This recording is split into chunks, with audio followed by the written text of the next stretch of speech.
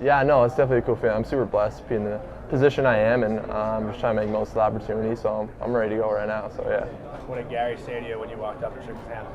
Yeah, he was just super pumped up. He was surprised I played football. It was from a high school, so that was kind of cool to meet him. I've always wanted to meet him, and I've always seen him on the TV and stuff. But yeah, it was a dream come true tonight. When it comes to the high school football, you mentioned this before. How important is it that you play that one final season in the fall with the Hornets? It's super important for me to play that season just because I want to stay loyal to my teammates. I think I'm a captain on the football and hockey team. I think it really shows my leadership role when I really want to play another year of high school football and have the chance to do something special with my teammates.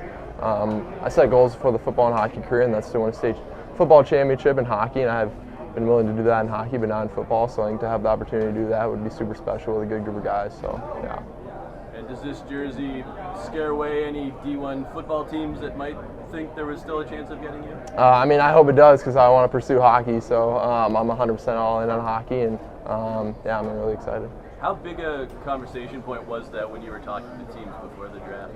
Yeah, I think that was kind of the main topic, is just kind of whether bigger football teams would come in and stuff, and kind of the, I guess, accountability on really playing hockey and pursuing hockey. But I made it really clear that the only goal was just try to win a state championship, and that's kind of the only goal, is to just win a state championship, be loyal to my teammates and my community, and then head to Fargo after that and get going with hockey. You know, Anders Lee was in the same situation. Yeah. He dropped like the 4th round, so I guess it's good that you didn't drop that. Yeah. People are more believing in you, but how well do you know that Anders Lee? I know him well. Yeah, we talked like 4 or 5 times before kind of committed to Michigan State, and then I'll probably talk to him after this. But he's a really great guy. I think it was nice to really get advice from someone who kind of went through it. Obviously, you can talk to your parents, you can talk to people from community, but it's kind of hard to find a guy that kind of went through the same thing. So it was super cool to talk to him and meet him and kind of learn about his process, but then kind of have him guide me through a little bit to my process. But yeah, he's a really great dude. I'm really. You talked to him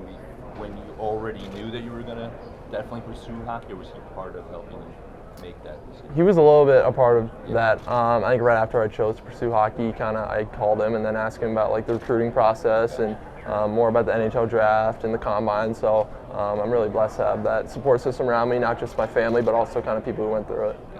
In terms of your development, what happens next year? What's your focus when you go back to Fargo? Yeah, obviously, kind of taking a different approach this year. I kind of joined a new hockey program in Powers Performance, so I'll try to do that 2 or 3 times a week during the football year and try to skate 2 or 3 times a week, just to stay fresh and polished on my edges and be ready to go for Fargo. I think the biggest thing for me is developing physically. I think I can really be physically dominate people on the ice. I think gaining weight's a big thing for that, so I want to try to gain like 10 pounds for the Fargo season, then bring that into the hockey season and be ready to go for Fargo. So I'm kind of taking that different approach of skating a ton during the football season and getting ready and get my body ready and polished up. What's your biggest strength in pro comparison? Yeah, I would just say the hockey sense. Obviously, I really think I don't cheat the game. I think a lot of players, I think I really have a sense for where I need to be on the ice, and I can kind of see that quarterback in me on scanning and passing. I think I'm a really good passer, so I try to bring that passing ability from football, maybe throwing Hail Marys into hockey a little bit. So I think that's one of my biggest assets, is just knowing the game and not really cheating the game at all. And pro comp? I'd say Tage Thompson. Yeah, I think we both are good when we shoot the puck. I think it's kind of fun. It's hard to find a player like me, I guess, because I think I'm a unique player. I think I want to be like Tage Thompson, but I also want to be my own player and be unique in that way and try to do things that a lot of tall players can't. Being a USHL guy, does it give you a little extra comfort knowing that Jeff Blashill is the head coach right now in Chicago? It does, yeah. I'm really excited to meet him and see what his path was to getting there, and I'm super excited to get going, but yeah, for sure.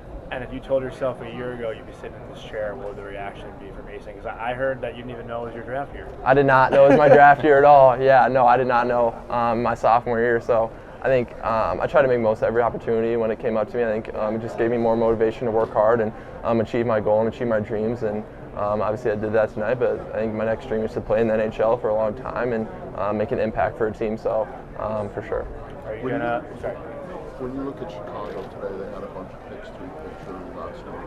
Bedard 2 years ago, Yeah. Channel last year.